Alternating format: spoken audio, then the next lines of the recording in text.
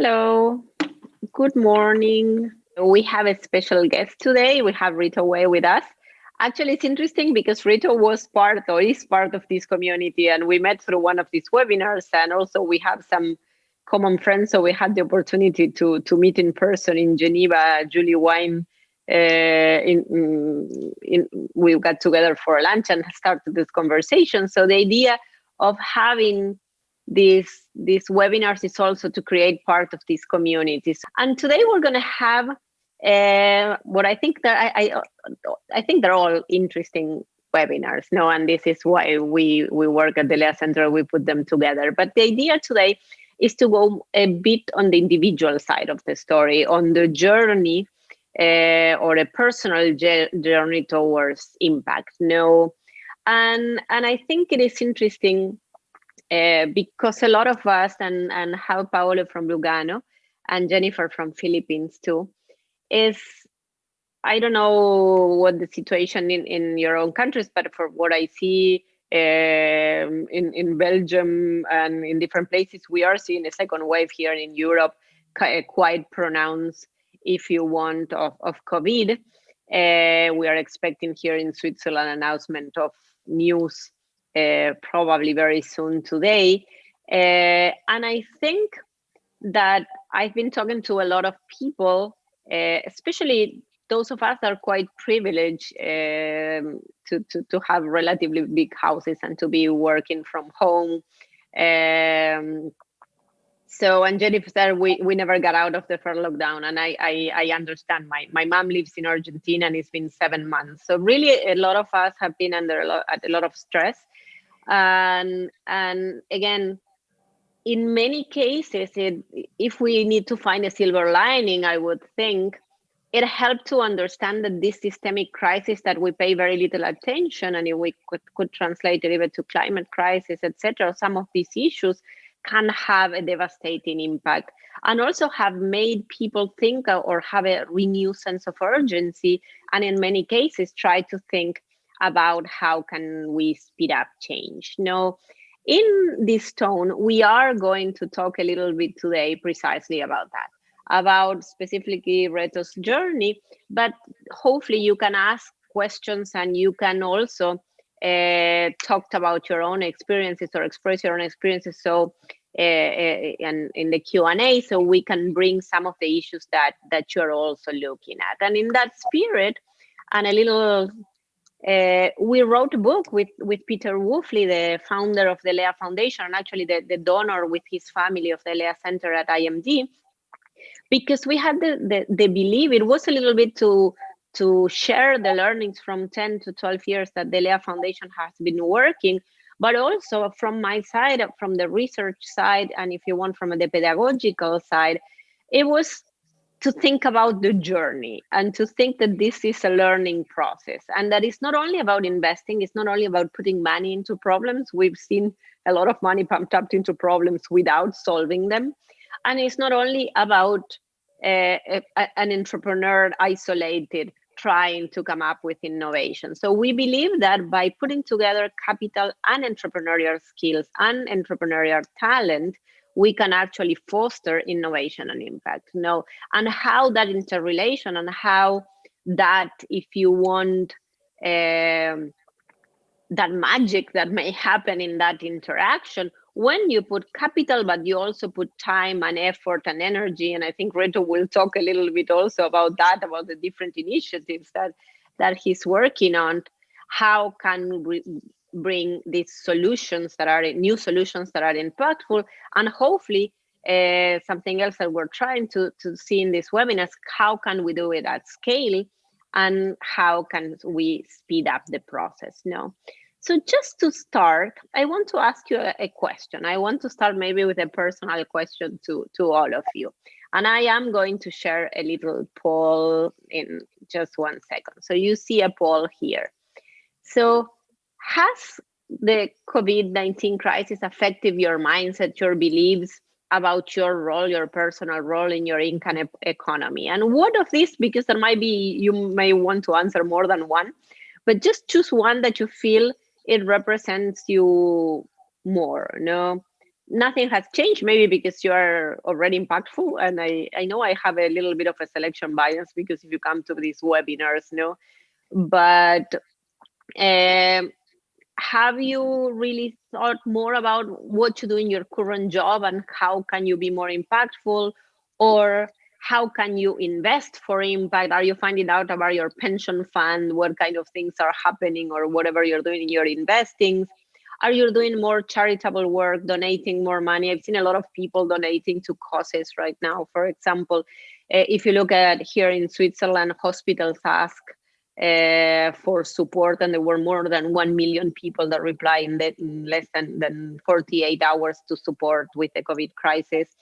Or are you really going more extreme and really thinking about switching jobs? I actually met quite a few people. I have 2 people that I know in very high positions, corporates that actually quit and took early retirement and are deciding to move in to pursue a really different impact career. And I think Rito's experience is a little bit that, moving from corporate into the impact investing, and plus, because you will see that it's also plus, not only impact investing sector. So let's see. Let me show you a little bit the results, and it's quite interesting because I think we have a bit of everything.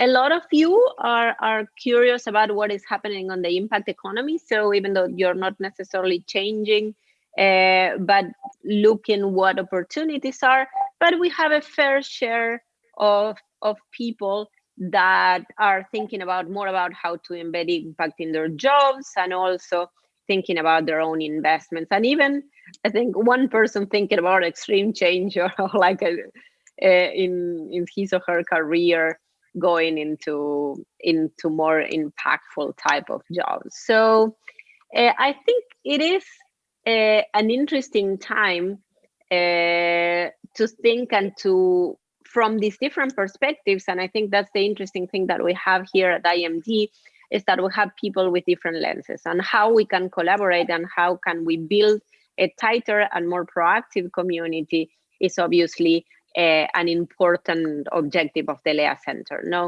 So just to do a little bit of house cleaning, we have used the chat up to now, but please, if you have questions now, I can include all your questions to Reto and even to myself. Please write them in the Q&A. You will see in the bottom of your, well, whatever you have, you will have a Q&A icon. And there is also a like that you can put. So if you see a question that you like from somebody else in the audience, you can click on that like. And the good thing is that question will pop up and it will be higher, and I will notice it a bit more. And we also have Patrick Reichhardt. He's a research fellow at the LEA Center, supporting us with the Q&A. Thank you, Patrick. And he will help me sometimes answering some questions directly, or supporting if there is any need and you have any additional questions. So without more introduction, let me introduce you properly to Reto Wei. He's the foundation funder and impact consultant, and with more than, I would say, 30 years, if I start looking, experience in the financial sector in the previous life, if you want. But he also worked as a consultant for Swiss Agency of Development and Cooperation, and working in different catalytic financial models and programs.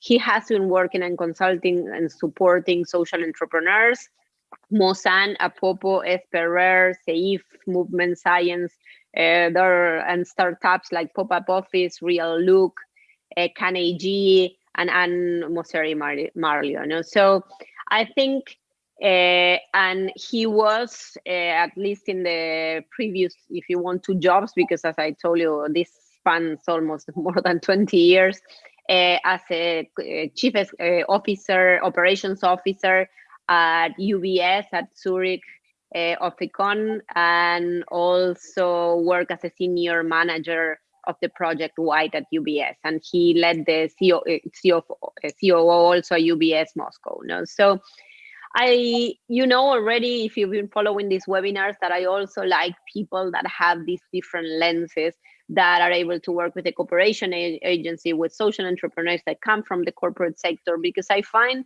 more and more that we need to be kind of translators, and we need to put these different points of view. So welcome, Reto, to this webinar, and thank you for joining us.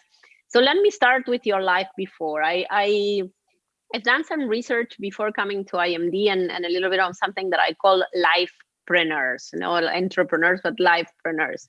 And I think you can be called a lifepreneur too. It's people that actually use the skills and abilities from their life, and from that they set a business that fits their values, their skills, etc. So if you think about the different roles that you had, and how are you bringing those skills, those values into the impact sector, and why moving into a separate career, a different type of career in the impact sector? What motivated you? No, thanks very much, Vanina. I'm really pleased to share a bit the journey, and clearly I want to show you a bit the great elements that and also the roller coaster, because it certainly has been a ride and still is. So basically, clearly, I had quite an international career as the chief operating officer. You're involved in basically all aspects of the running of an organization, from the operational, but clearly in today's world, technology, but then also marketing, human resources. And that has certainly helped me, because these are fundamental elements that are needed in pretty much anything you do. I've led pretty large projects. So I'm kind of used to working in parallel on multiple strings.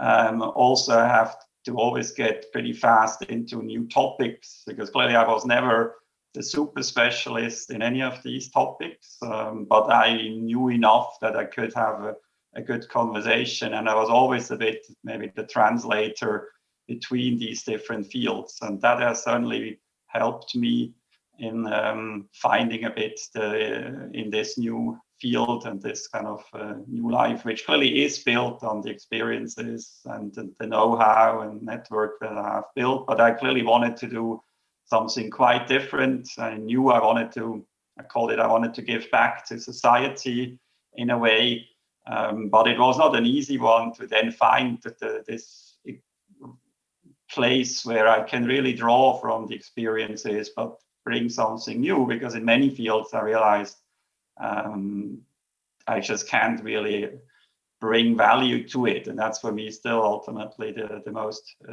important piece. I wasn't interested in now going into a developing world and maybe building some houses, because clearly these houses, first of all, they wouldn't last for very long, plus the local people are much better at that and have done that. So it's been, how can I find the most impact with all of my actions? As you will see, it goes clearly from the investing side, but it's also from where I spend basically my time.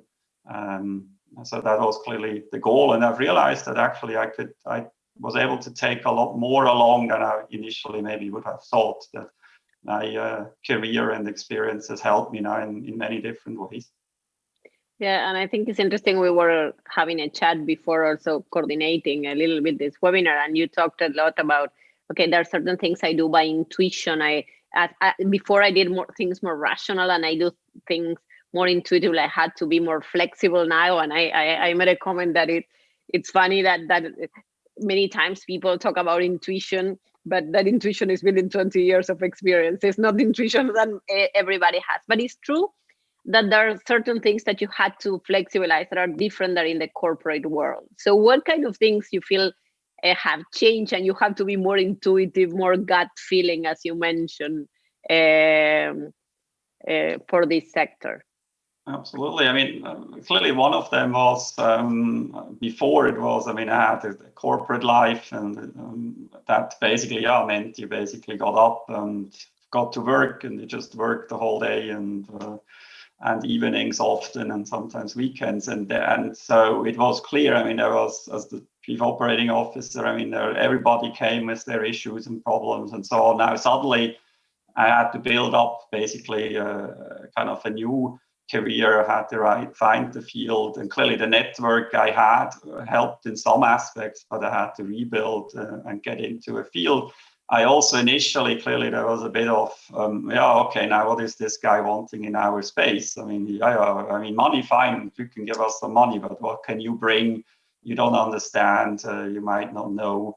So that was certainly one to overcome. And then also just basically organizing.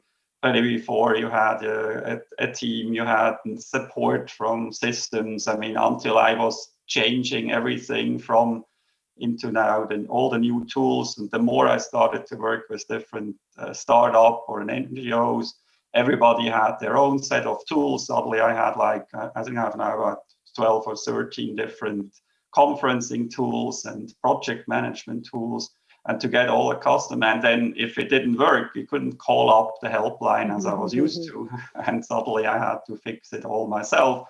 And I also tried not to spend, because clearly I could have set up the whole nice team around as well, but that's number one, there wasn't enough money, and I wanted to, clearly the money that I used, I wanted to use it as impactful and straight on to people, and so I had to learn and still have to constantly, but that makes it also interesting and keeps me on my toes. So I think that it's an interesting part, because we see many times people that want to venture into this field, but it actually takes a lot of energy, a lot of time, a lot of building these new links, etc. And many times asking yourself again, and we'll talk more about that, if that's the best way, or what is the best way of reacting, or how can you have the more impact. And I will share a minute. You probably, if you were in these webinars before, we talked a lot, but in the research, or when we define what an impact investor is, and we are going to talk in practice now for Reto,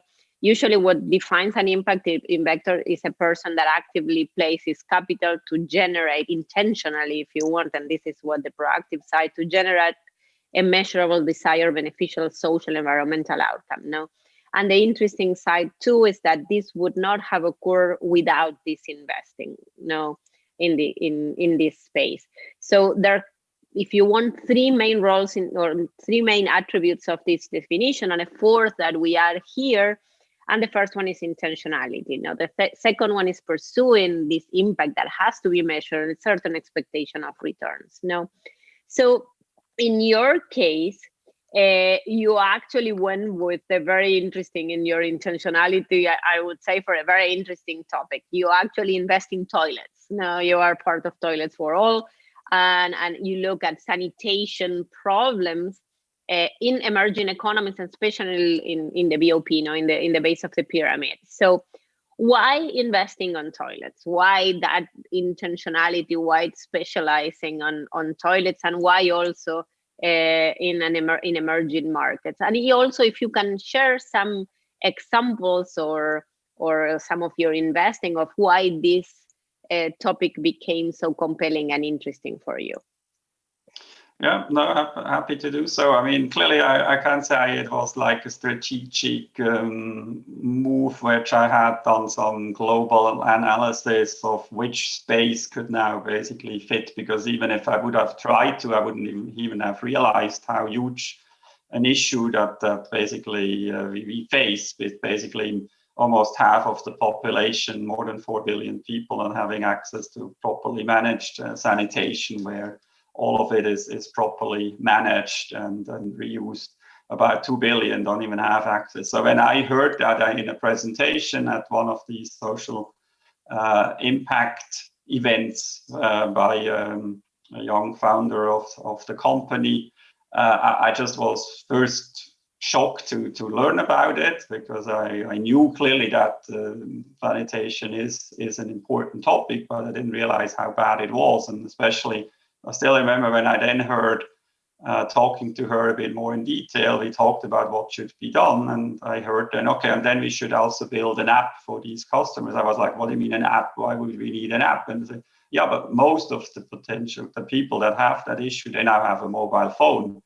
And so I realized, I mean, something has somehow gone wrong if we now basically maybe 500 million of people don't have a phone, but we still have 4 billion that don't have some basic necessities. And that then led me more into that field and realizing how big an issue it was. and then trying to figure out how could I basically make a difference in it. And so one thing, because clearly, given my background, I believe in entrepreneurial approaches.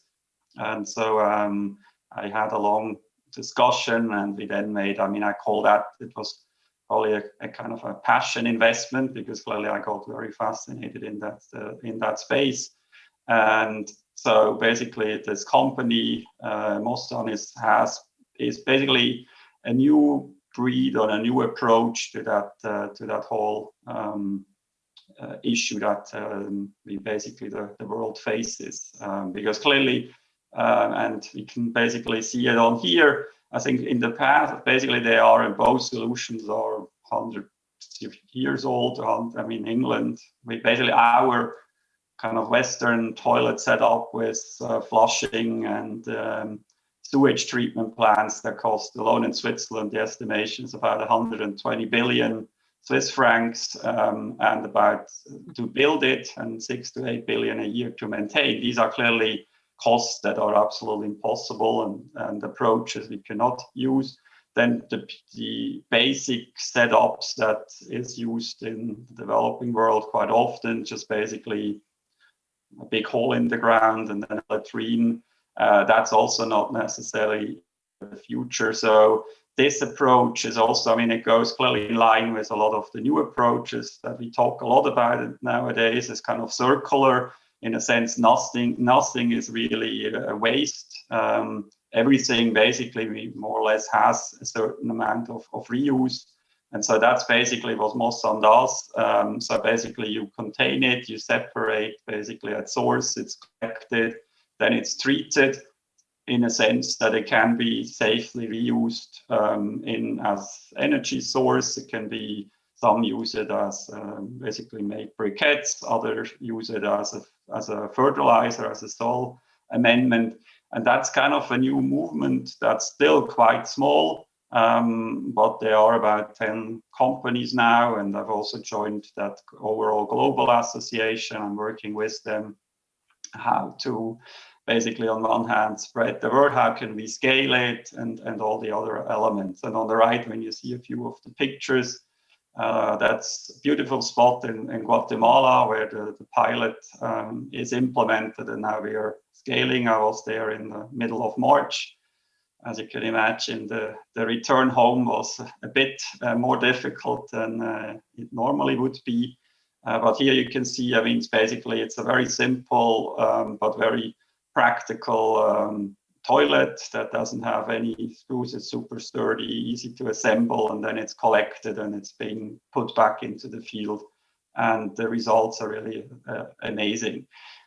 So this is basically through that company, and I got into the space, but I started to realize that actually the companies themselves, that's one thing, but in order that such an overall ecosystem can really flourish, it needs basically kind of a systemic change. And I've started to realize, and that clearly, my stint, my almost 1.5 years at the Swiss Development Agency, basically in the area of market system development, private sector engagement. I was running there a catalytic finance project, had certainly shown me that in order to do such a fundamental change, we need all kinds of aspects that have to be. And so maybe on this slide you can see, so fundamentally it's great to have a vision, but it needs new innovation. I was just yesterday at ETH, I worked with EPFL, Stanford, MIT. We're trying to work with the laboratories that develop these things. It's business models that need to be found, because at the moment, and clearly we're talking mainly up towards the bottom of the pyramid, so people that earn maybe $2-3 a day. Often it's also regulation that is just not in place. It might be illegal. But then also clearly I'm a firm believer that technology can play a big role. So you're working also on a project around sensors. So this just a bit to illustrate how on one hand I'm investing, but I'm also spending quite a bit of time in trying to develop the overall ecosystem, because investors if, for example, a new service is not yet in the law, the legal uncertainty are far too high that an investor might come into that. And so it just to show a bit that it takes quite a lot of different aspects in order to then make something really truly investable. So I think it's very interesting because first you need a solution that works. You need the toilet, you need the prototype, and you need the proper business model and working with entrepreneurs to make this scalable and a successful business. But it's true that the problem is more systemic. And I think in that line, Michelle is asking a question more from a marketing perspective, but I think it'll be interesting to see. She's asking, can we or should we add value to these very specific targets, example, toilets, by promoting other benefits, for example, sustainability, environmental, economic benefits, or perhaps it's better to have a singular focus, no? From a marketing lens, what do you think? Is better to have like very narrow singular focus or go broader, especially when you talk with developmental agencies or when you talk with other investors? How do you build that story around the value? Absolutely. I mean, I think we need to distinguish a bit clearly because the messaging, I mean, if you're talking like the potential customer base, I mean, clearly there we learned quite a lot that basically the environmental sustainable aspects for these people are probably, because I mean, if you're really having to think about can I have 2 meals a day and how do I pay the tuition for my kids, I mean, then every cent you look at quite differently. So it really needs to be something quite tangible for them, and we cannot add maybe our thinking and all the additional benefits into that. And clearly you need to also show them. We have a few customers now that are, because I mean they're basically saying I'm doing that so that hopefully my kids can again fish in the lake, because clearly the lake is so in such bad condition. So some of them link it to Altier, so the more overall environmental aspects. Clearly, on the other hand, when we're now discussing it with potential funders, with potential donors, there you clearly look at the much more holistic and all aspects. We are also discussing as an additional, I mean, additional revenue sources. One is certainly carbon credits. So we're looking at the CO2 market, working there. Again, it's a new field, so we need to develop new standards, which we've had to working there with specialists. So I think that the messaging clearly has to be somewhat different depending on which group, but talking with the potential customers, we clearly needed to adjust, and there it has to be quite a targeted more what is in basically for them and how can that benefit also then maybe the wider community. So we clearly adjust the setups quite a bit. I can vouch on that, and in the base of the pyramid, an important part when you want to introduce changes is functionality, you know, co-creation and ownership, so it adapts to life. So you don't bring something that it works in Switzerland just because you think it works, really, but also that functionality, that it really has to solve a real problem of a real person. Now, we have two questions from two Felipes. One is Felipe, one is Luis Felipe, but I will put them together. And one is, how does the business model perform in developing countries? And I know actually this is in developing countries, and maybe you can answer why in developing countries and a bit in what countries you're working, or and then this project is established in how many countries, and if you plan to scale it, or what is the idea? Yep, no, I mean, basically, so this project with Mossad that I'm very actively involved is basically at the moment we have started the pilot, or we have done the pilot last year in Guatemala after initial tests, basically in Kenya, South Sudan, Bangladesh, by the founder.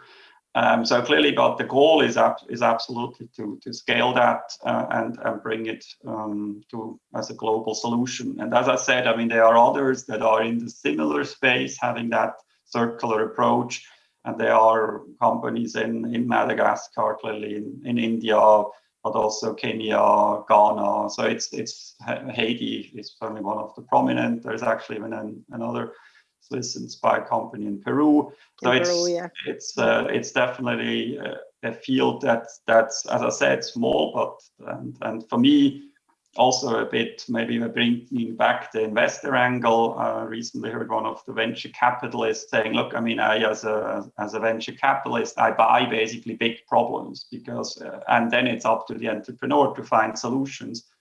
And that leads me maybe also one of my most important reading I've done in the last 2 years was basically the book Prosperity Paradox by Clayton Christensen and Efoso Yomo, talking about the non-consumer and basically these market creating innovations, which I find absolutely fascinating, because if you are able, and it is definitely pretty tough, I thought we would be further, but if you're really trying to find solutions for these extreme needs with billions of people that really need it, but you need to bring it in a service at a cost that is really difficult to achieve, because that's it. And so clearly the goal is to scale, and I mean, we are getting closer, and we have now a paying service and so on. But if you don't have the full business model with all aspects and the regulatory side, to scale it too early is also not. And clearly now we had the scaling was planned for this year, at least in around the lake. And as we all know, this year many things have slowed down. But the whole company and the whole vision is absolutely to scale it globally. And there also, I don't think we would want to become kind of a huge global company. It's more through licensing, through franchising, through also sharing, and maybe even over time, basically get out free licenses and approaches, so that it just spreads. Because clearly, and that is another aspect, and in also in impact or in a mission-driven company. I mean, you want to achieve the mission and you want to earn enough money to continue driving it, but it's not, you're very happy if 50 other also drive that mission. So I think you just define what an impact first investor is. And I think something else that you're having, and we have different webinars with different group of people, and you also said this VC person you talk to say, I buy into big problems. So when to get to commercial capital, sometimes you need a huge size, but there is a space of what we call in the book with Peter is for philanthropic impact investing, and you probably, a lot of people probably heard also about venture philanthropy. I know you set up a foundation, you know? So why setting up a foundation and doing it yourself, and why not just donate money about a cost, or why not giving to another investor, for example? So why having this philanthropic? Because and I think the interesting part that we also seen in the webinars is that philanthropic impact investors work precisely on the valley of death, where a lot of these entrepreneurs would have died if you're not there, if you don't have the patient capital, the time, the skill building. And I think your background in operations probably very useful, because a lot of challenges are in this period before they can go into commercial capital. So I know you set it up, just this foundation. Why did you do it, and what are the specific challenges? No, absolutely. Yeah, I mean, basically, as I got more and more into the space and realized, while clearly, I mean, my goal is absolutely to pursue entrepreneurial approaches. I am a firm believer that that's the most sustainable setup. I also know that we cannot solve all issues through these measures, and especially in the early days. And so I realized there is a need for more kind of donation grant capital in order to basically support these endeavors. So clearly, I've looked around, and I mean, there is quite a bit basically into SDG 6 overall, which is WASH, but then I was quite often frustrating that it's the water part that's being looked at, the sanitation piece. Not so much, clearly somewhat understandable, because it's quite a bit, it's somewhat easier to intervene on the water side with the water filter. It's a singular intervention. Sanitation, as I outlined a bit, I mean, it's much more, you need to build an overall ecosystem, a circular setup. And so I just didn't really find something. Clearly, you might have seen, and Bill Gates and Melinda have certainly done a lot to draw attention to that space. Clearly, they've done an amazing amount of investing, working with universities, really fundamental, but generally very high-tech research. And these solutions are not yet, unfortunately, ready for the markets. And so in the end, we just felt, okay, let's do something ourselves. I knew basically an excellent lawyer in the space around foundation with a great network.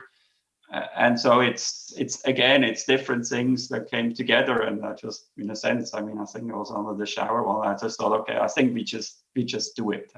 And clearly there might have been more strategic approaches, but I really tried different aspects. And so far, I mean, we are now live only since March this year with also the tax exempt status. We've done a few supporting projects. Clearly, we always work with entrepreneurs, so we either support them with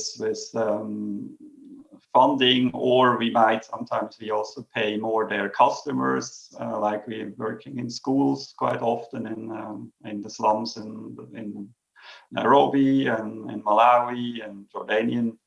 So that basically they are getting the opportunity to show their skills and build basically solutions.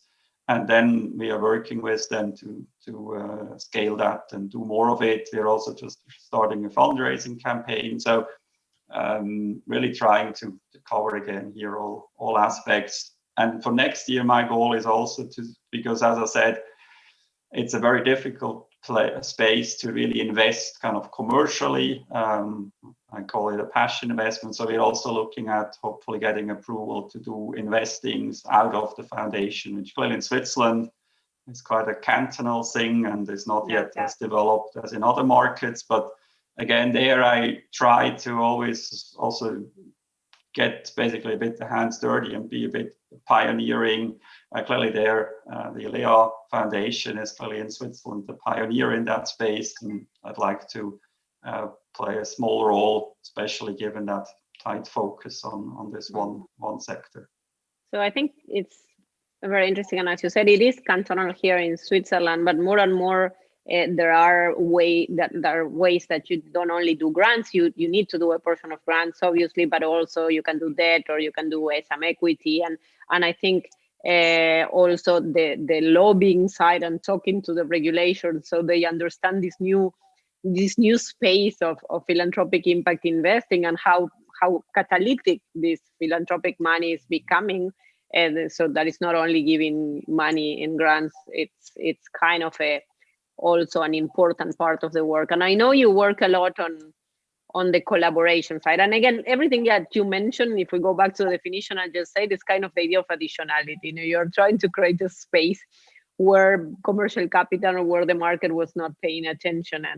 And I think that is very interesting, because it's a role that we need to speed up in order to have a pipeline to scale up. We need to work. If not, we're never going to get to that space. No, but part of that you do, and I know you spend a lot of time on that, is actually building collaborations and collaborating across, I would say, the spectrum of capital, from academic institutions to get innovations out of the labs to developmental agencies.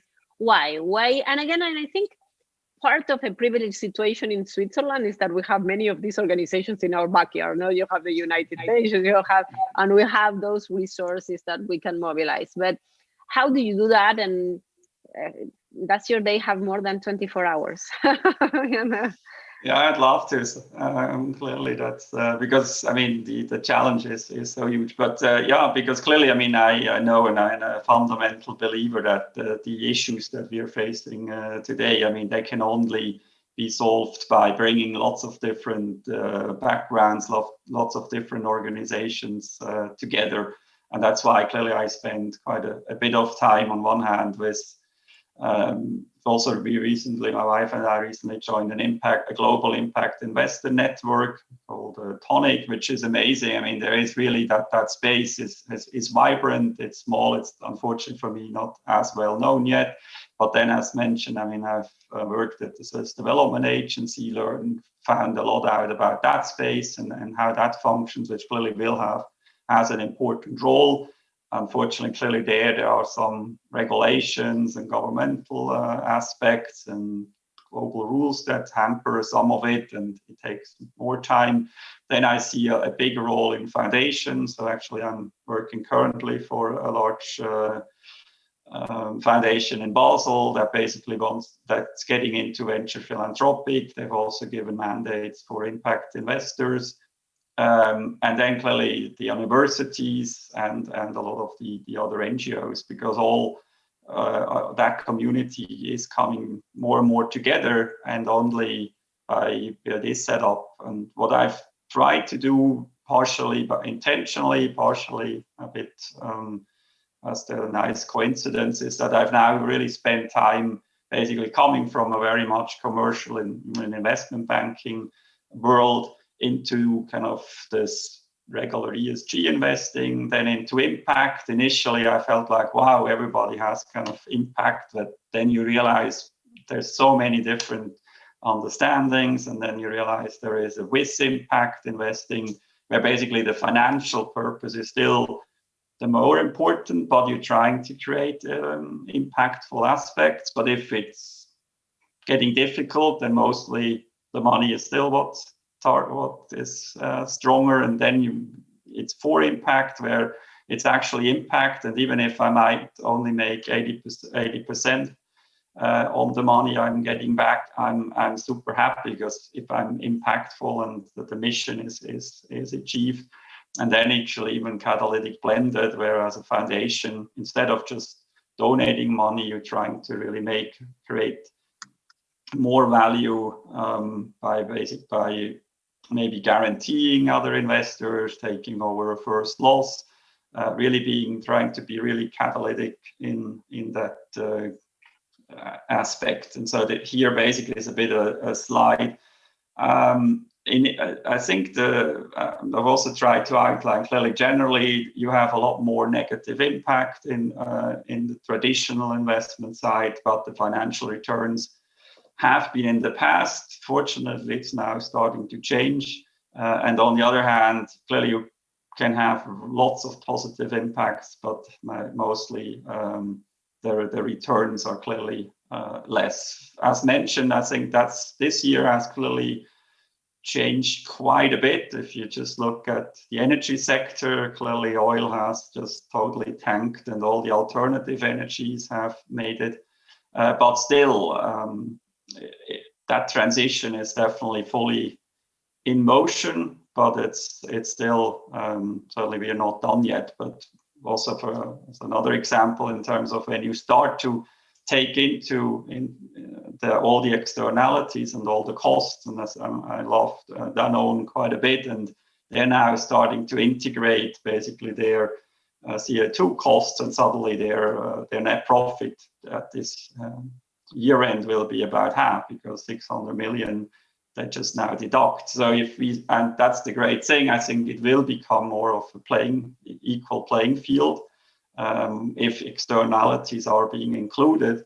And that's actually my ultimate goal on the impact side, because everything we do has an impact. And if basically there will be an equal playing field, that you have to pay for negative impact, then hopefully we don't even have to talk anymore at impact. It just becomes kind of the third leg.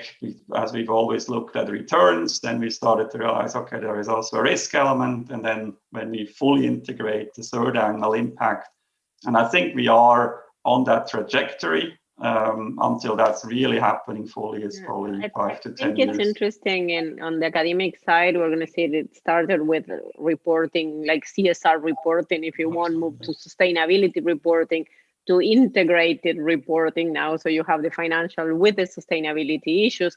And now there is also in academic research a lot talking about weighted accounts, no? So you weight and you integrate the impact side and you actually discount the side of it. And in a lot of it's interesting part, I used to work a lot with impact investors and I still do, but now I'm getting a lot of other people that are coming to me at IMD that are actually coming from commercial banks that are integrating ESG.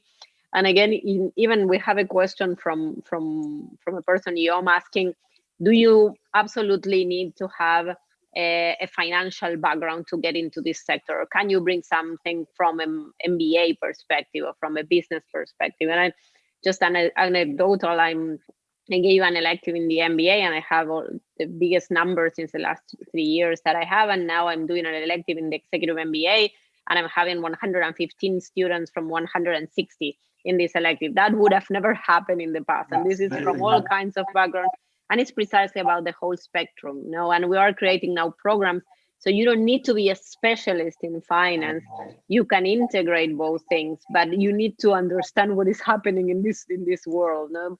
So do you think a person with business skills what can they bring to the picture? And you mentioned a lot about the translation that happens, and to answer to the question I had. Absolutely. I mean, I'm an absolute firm believer that basically we need all fields and all backgrounds. And I mean, actually, I have to sometimes even make sure that I'm not looking at it too analytical and not too number focused, because clearly, if you look at these fundamental transitions and this new type of impact investing, I mean, if you're just trying to analyze it as you maybe would have done in the past by just looking at numbers, I mean, that doesn't work at all. I mean, numbers are a small portion of it all, but it's much more about what are some of the fundamental transitions, what are actually really the needs of the future.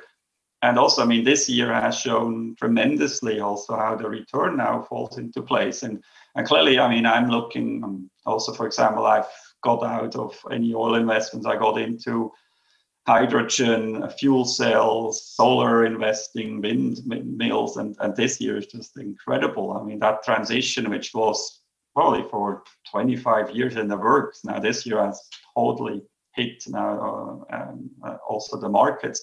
But this is something that you don't need any kind of financial details. I mean, if you know business or if you follow what are fundamental issues and what are also the potential now new solutions, I think that's absolutely feasible. It's more that, yeah, you need to basically also, that's why I say it's more a bit intuition and a bit more the gut feeling, because this you cannot analyze in all depths, and that's just not. And working. Sometimes I think, and what we've seen in philanthropic impact investing, bringing that part of the business skills whenever, especially you see a potential business model that can scale up, but you can actually bring that to the entrepreneurs and sit in a board and actually help to build those correct financials and the procedures and the enterprise building side of the story. And I like also what you mentioned. Many times when we only look at the financials, we look backwards, or at the current time. But a lot of what we're doing now is also building a theory of change and looking forward and building transition. I think ESG integration is also that, is what kind of things we put money on, they're going to grow. So how do we push for that forward looking? And Michelle is asking an interesting question, and time is running out, but I think this is kind of a pretty good one. So she says, have you found unlikely or unusual partnerships, and what have you been surprised by? I know that you talked about serendipity and people in this field. So what about unusual partnerships?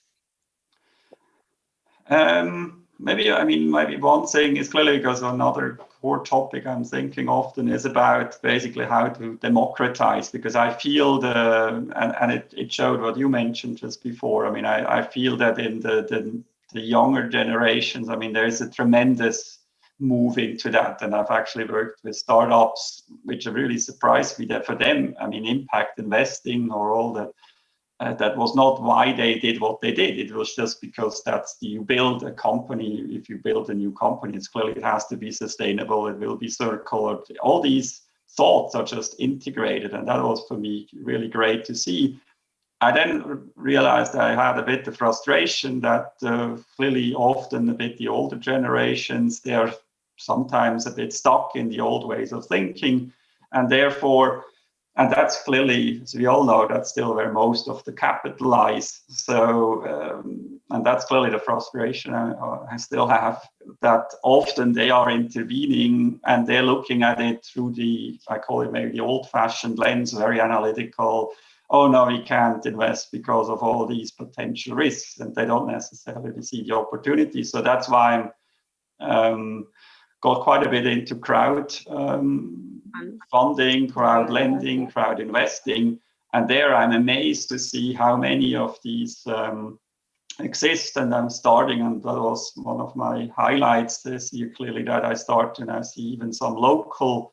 So here is an example, and I mean, like the one all the way on the right, Charm Invest was one that I just found last week when I had actually a discussion with some African entrepreneurs on how we could bring more capital to them. Then 2 days later, I got, oh, but have you heard about Charm Invest, which is a fabulous crowd lending platform out of the UK? They're just at the moment also fundraising.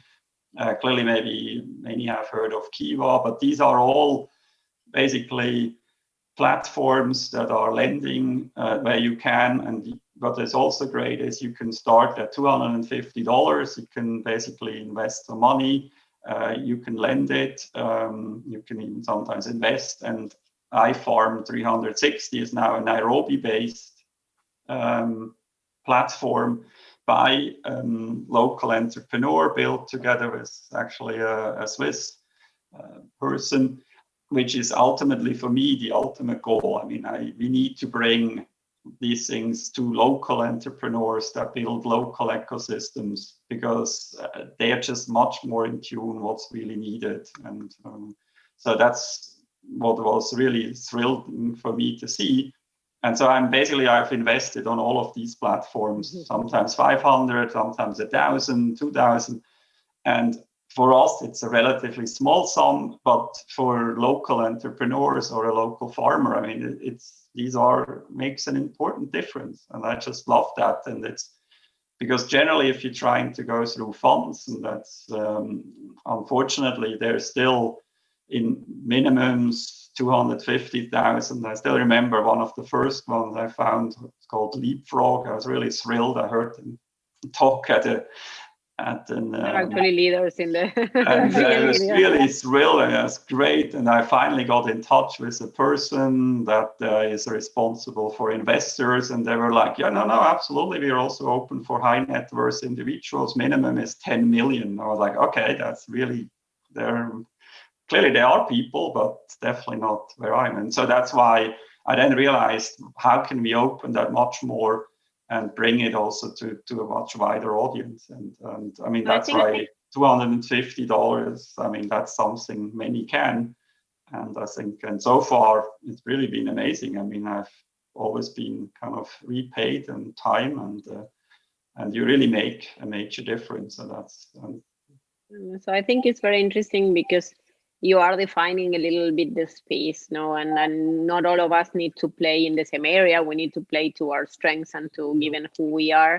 But also from a research side, we need to do so. I know you have done, so it's not your case, but it's from our audience. If they decide to go, a lot of these platforms, you need to look at their business models and how to do it. I know there were some problems with business model with Kiva in a certain time, and so you need to look how that money gets to the field, how it is applied, and how it's monitored. But it's true that we need to find mechanisms.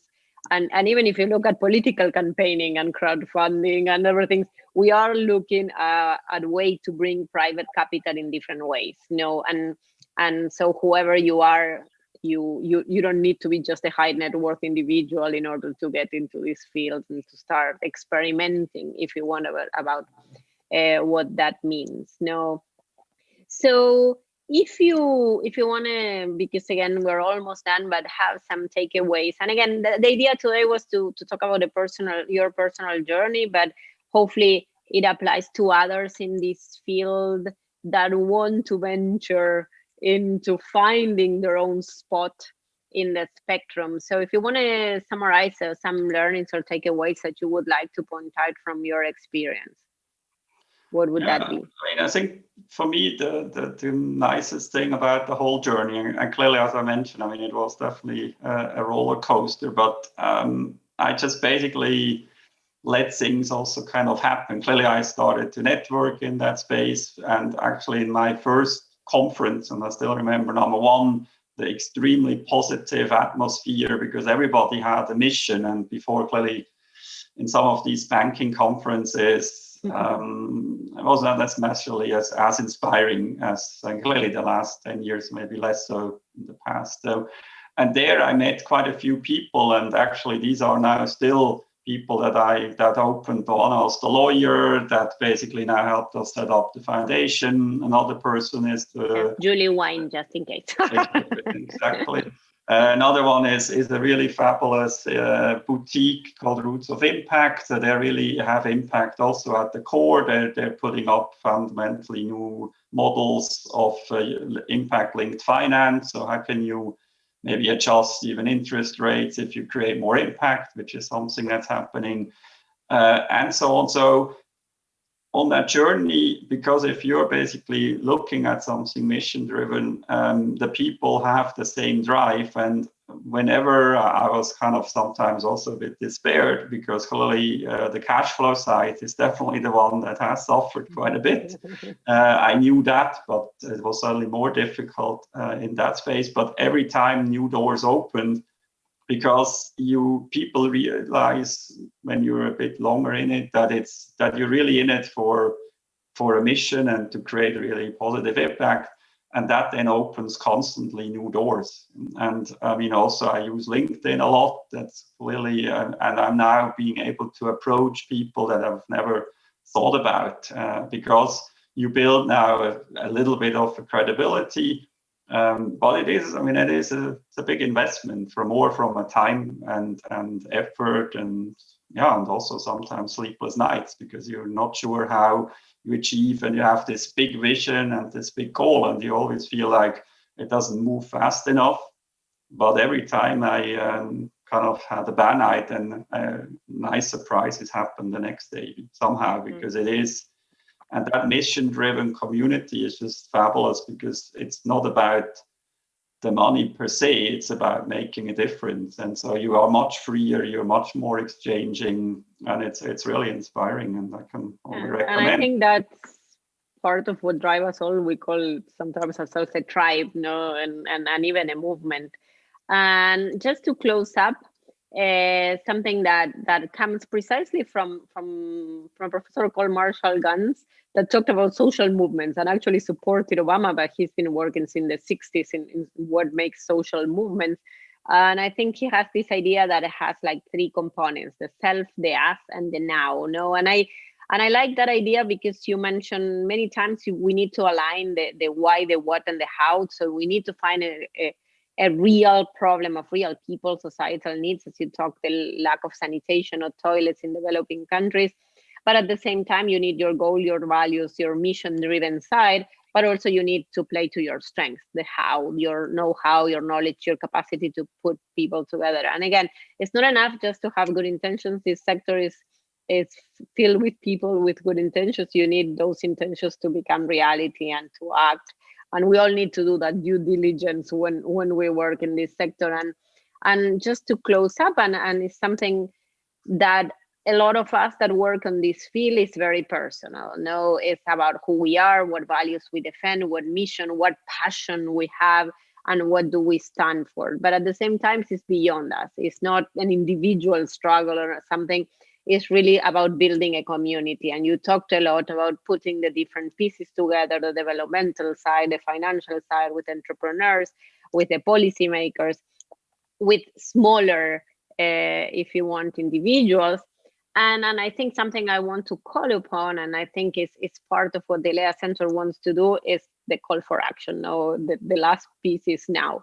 There is a sense of urgency, and create this burning platform that there is a need for urgent solution, urgent, scalable, profitable, efficient solutions to solve to the grand challenges we're facing today, and to, if we could frame it, even if you want, about the financing the SDGs. So thank you very much, Reto, for taking us through your own journey. And I hope it inspire others in different ways. It obviously will not be yours, because that's given who you are, but to actually embed more impact into their own professional and personal careers. So thank you so much, and thank you, everybody, and see you during the next webinar.